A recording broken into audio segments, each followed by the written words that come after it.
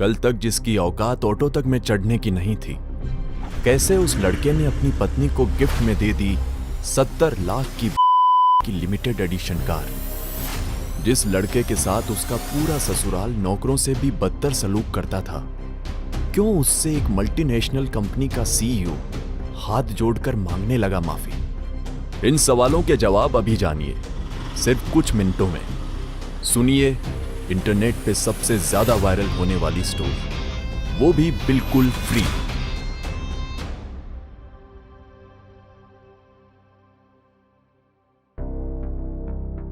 खबरदार, खबरदार जो तुम मेरे ऑफिस है। अगर किसी को भी पता चल गया ना कि मैं तुम्हारी पत्नी हूं, तो बस गई मेरी सारी इज्जत पानी में।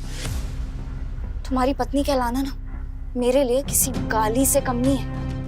इसलिए चुपचाप घर पे बैठो और वो सब करो जिसके लिए तुम्हारी शादी मुझसे करवाई गई है।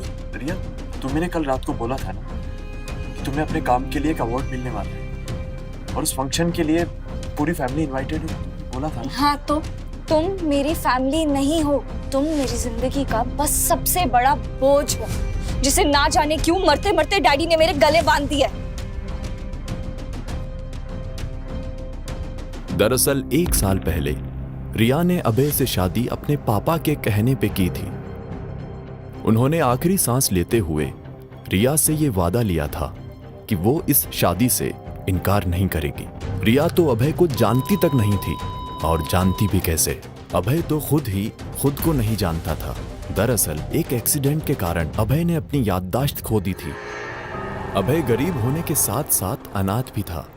कोई ढंग की नौकरी ना होने की वजह से वो जो मिले वो काम कर लेता, चाहे वो डिलीवरी का हो, सुपरवाइजिंग का हो, वेटर का हो या सामान बेचने का। फिलहाल वो कंस्ट्रक्शन साइट पर सुपरविजन का काम करके 4 पैसे कमा रहा था, लेकिन उसकी बीवी और उसके ससुराल वाले उसे एक पल भी चैन से नहीं जीने देते थे। शायद उससे ज्यादा इज्जत एक गली के कुत्ते को मिल जाती थी। आज भी कुछ वही हो रहा था। अच्छा ठीक है रिया, अगर तुम नहीं चाहती कि मैं तुम्हारी ऑफिस की पार्टी में आऊं तो यही सही है, मैं नहीं आऊंगा। All the best. मेरी बात अभी खत्म नहीं हुई है। अगले हफ्ते हमारी वेडिंग की 1st एनिवर्सरी है। उसके लिए तुमने कुछ सोचा है या नहीं? हाँ रिया, मैंने सोचा है, जो भी कर पाऊंगा तुम्हारे लिए वो करूंगा ना। एक मिनट, तुम मुझे कोई वो सस्ता सा फूलों का गुलदस्ता देने का तो नहीं सोच रहे हो ना? अबे हेलो, रिया सिंघानिया नाम है मेरा। रिया, मैं 7 दिन है तुम्हारे पास इस शादी को खत्म होने से बचाने के लिए। मुझे ये तो नहीं पता कि डैडी ने मरते मरते तुम जैसे फटीचर से मेरी शादी क्यों करवा दी, पर इतना जरूर जानती हूँ कि अगर हमारी 1st एनिवर्सरी से पहले तुमने अपने गिफ्ट के साथ मुझे इम्प्रेस नहीं किया ना, तो उसी दिन डिवोर्स के पेपर्स पे साइन कर दूंगी मैं।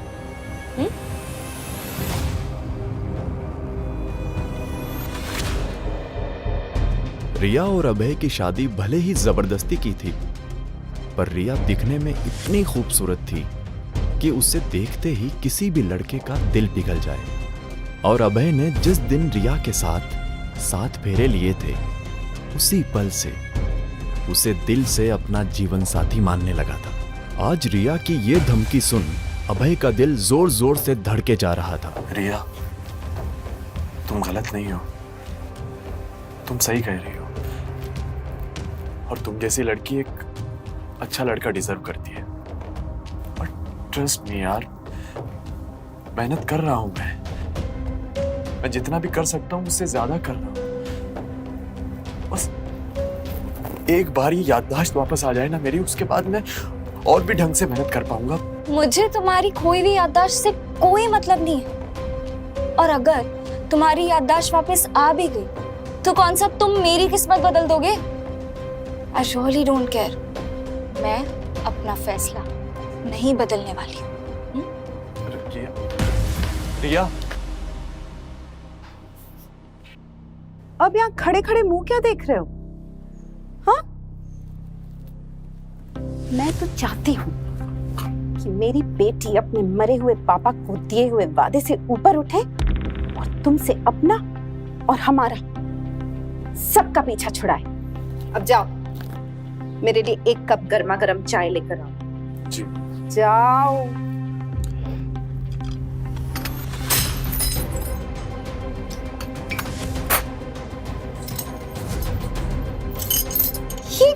ये क्या किया तुमने अबे? इतनी महंगी चीनी मट्टी की प्लेट तोड़ दी? हाँ? टीचर, तुझे पता भी है कितनी महंगी प्लेट है ये? तो सुबह सुबह इस मनूस का चेहरा देखो, ऊपर से इतना बड़ा नुकसान। भगवान, ऐसा दामाद मेरे दुश्मनों को भी मत देना। सॉरी माँ जी, गलती से मेरा हाथ लग गया प्लेट पर। और खैर, मैं आपके लिए ना एक नई प्लेट ले आऊंगा। मुझे माफ कर दीजिए प्लीज। नई प्लेट? और पैसे कहां से लाएगा? आसमान से? हाँ? तुझे तो कोई भीख भी न दे। ठीक कहा मम्मी, जीजा जी से तो कोई काम ढंग से होता ही नहीं, और ऊपर से इनकी शक्ल भी ऐसी है कि इनको देख के कोई फूटी कौड़ी भी ना दे।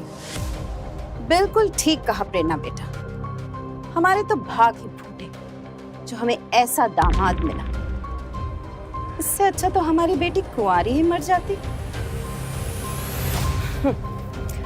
खैर देखो, आज से मुझे घर के राशन के लिए पैसे मिल जाने चाहिए बिना मांगे। अब हमारे खाने पीने की जिम्मेदारी तुम नहीं उठाओगे तो और कौन उठाएगा? अभय की जिंदगी यही थी। सुबह उठो, सास से बेइज्जती करवाओ, दिन भर मेहनत करके थोड़े पैसे कमाओ और घर लौटकर वो सारे पैसे अपनी सास के हाथों में रख दो।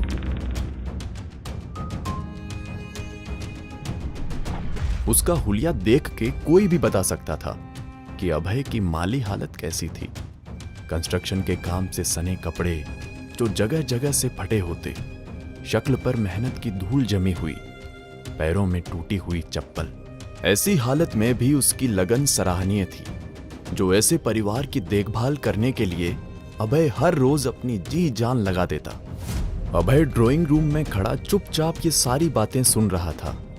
उसकी सास और साली के शब्द दिन ब दिन कड़वे होते जा रहे थे।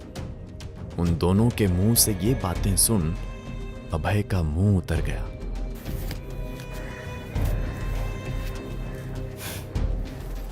इतने से पैसों में पेट पालोगे हमारा? न जाने मेरी बेटी ने कौन से कर्म किए हैं जो तुम जैसा फटीचर और नामर्द पति मिला है, जो अपने घर वालों को 2 रोटी भी ना खिला सके। ये लो 50 रुपए लो, ये तुम्हारे आज का खर्चा। पर माँ जी, 50 रुपए तो मुझे काम तक पहुंचने में लग जाएंगे। काम? इसे काम नहीं, मजदूरी कहते हैं दामाद जी। ईंटें उठाना, सीमेंट के बोरे लादना, किसी के घर पे काम करना, ये काम नहीं होता। और अब तुम चाहे पूरे दिन भूखे रहो या पैदल चलो या जो भी हो, मुझे उससे कोई मतलब नहीं। 50 रुपए से ज्यादा एक फूटी कौड़ी नहीं मिलेगी तुम्हें, समझे? लेकिन माँ, जीजा जी के पास तो जहर खाने के भी नहीं पैसे बचे। जहर खाने के लिए राजी तो हो। इसे अपने हाथों से, अपने पैसों से जहर खिलाऊंगी। काश मैं भी किसी अमीर खानदान में पैदा हुआ होता। मेरे पास भी एक बड़ा घर, एक गाड़ी, सब कुछ होता। तब शायद मैं एक अच्छा दामाद और एक अच्छा पति बन सकता।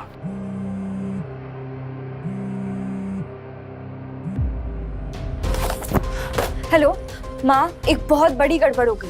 क्या हुआ रिया बेटा, इतनी घबराई हुई क्यों हो?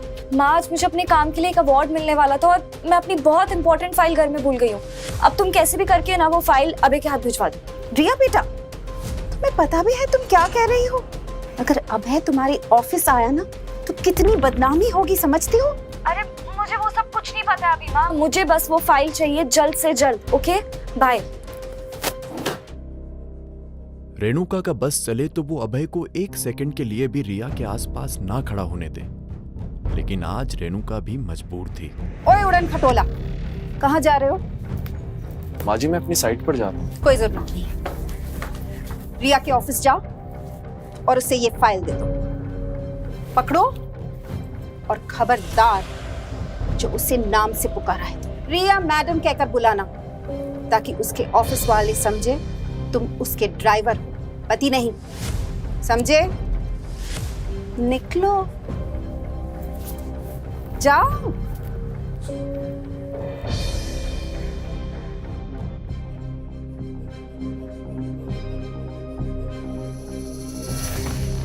लेकिन जैसे ही अभय को अपने करीब एक परफ्यूम की खुशबू आई, उसके सेंसेस अलर्ट हो गए, क्योंकि वो इस खुशबू को पहचानता था।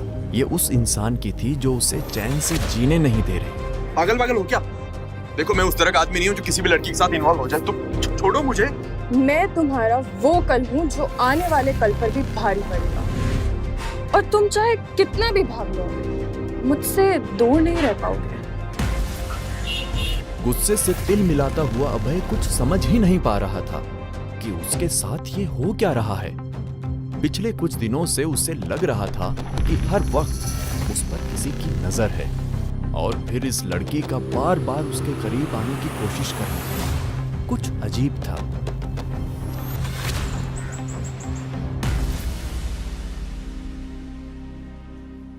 अंदर कहाँ घुसे जा रहे हो? आईडी दिखाओ अपनी। मेरे पास आईडी तो नहीं है, लेकिन मेरी बीवी है।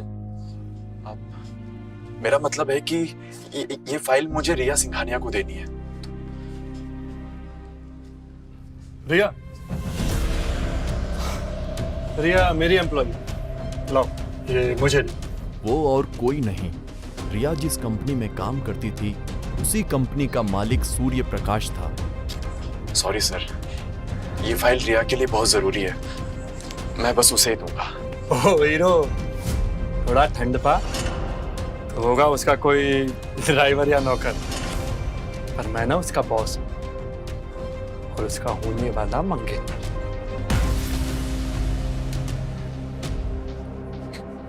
क्या क्या बोला तुमने? तू रिया का मंगेतर है? क्या ये बात रिया को पता भी है कि उसका ये सो कॉल्ड बॉस उसे उसकी पीठ के पीछे अपनी मंगेतर बुलाता है? बे साले, तेरी इतनी हिम्मत, तू मुझे धमकी देगा? बे तू है कौन? पति हूं मैं रिया का, और मेरी बीवी है वो, और उसको अपना बनाना तो दूर, उसको आंख उठाकर भी देखा ना तो यही कहीं जमीन में गाड़ दूंगा तुझे।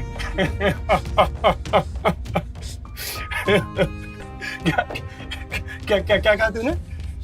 रिया का हस्बैंड है तू? हाँ। रिया, रिया जरा इधर आना। सूर्या पूरे ऑफिस के सामने रिया का नाम जोर जोर से चिल्लाने लगा। ये देख अभय का दिल जोर जोर से धड़कने लगा। उसने जोश में आकर रिया को अपनी बीवी तो बता दिया, पर उसे अच्छे से पता था कि ये बात रिया के कानों तक पहुंची तो उसके साथ क्या होगा। हाँ हाँ सूर्य, क्या हुआ? चिल्ला क्यों रहे हो? रिया, तुमने अपने घर के नौकरों को बहुत ज्यादा ही सर पर चढ़ा रखा है। अब देखो ना, ये तुम्हारा 2 कौड़ी का ड्राइवर खुद को तुम्हारा पति बता रहा है। अभय, ये मैं क्या सुन रही हूँ? क्या तुमने सच में ऐसा कुछ कहा है? अब जवाब देना, नीचे क्या देख रहा? मेरे सामने तो बड़ा हीरो बन रहा था, इसके सवाल का जवाब दे। नीचे क्या देख रहा है? तू ऐसे नहीं मानेगा ना? क्यों? आजा, मैं नहीं, मैं तुझे समझा।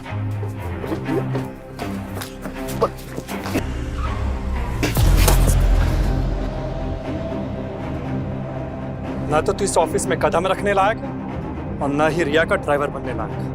रिया के मन में फिलहाल अभय के लिए इतनी नफरत पैदा हो चुकी थी कि उसने एक बार भी अभय को उठाना ठीक नहीं समझा। अभय अपनी आंखों में आंसू लिए रिया को लगातार देखे जा रहा था, जैसे उसे उम्मीद हो कि रिया एक बार, बस एक बार उसे उठाने आएगी। बीवी के नाते ना सही तो कम से कम इंसानियत के नाते ही सही। अभय को कार के नीचे आता देख कार के अंदर बैठा आदमी हड़बड़ाते हुए बाहर आया। वो इंसान और कोई नहीं, मिस्टर खन्ना थे। वही मिस्टर खन्ना जिनके साथ आज रिया और सूर्या की बहुत ही इंपॉर्टेंट मीटिंग थी। जब उन्होंने अभय को नजदीक से देखा तो चौंक उठे। अभय सर आप यहाँ, वो भी इस हालत में?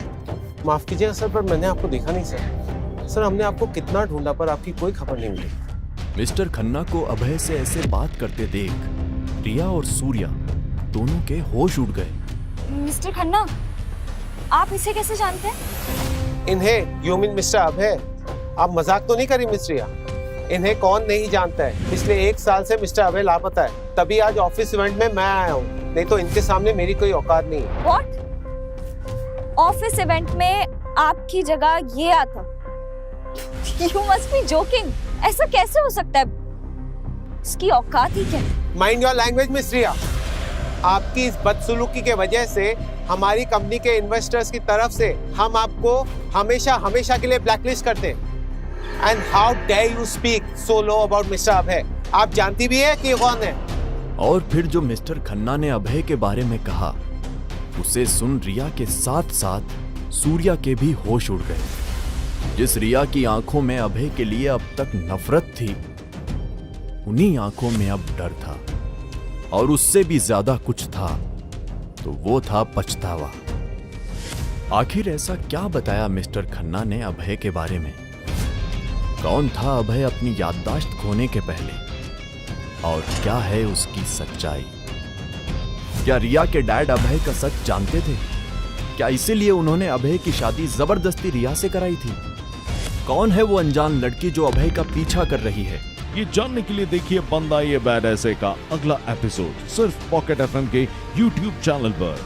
और बंदा ये बैड ऐस के सारे एपिसोड्स को सुनने के लिए डिस्क्रिप्शन में दिए गए लिंक से डाउनलोड कीजिए पॉकेट एफएम ऐप।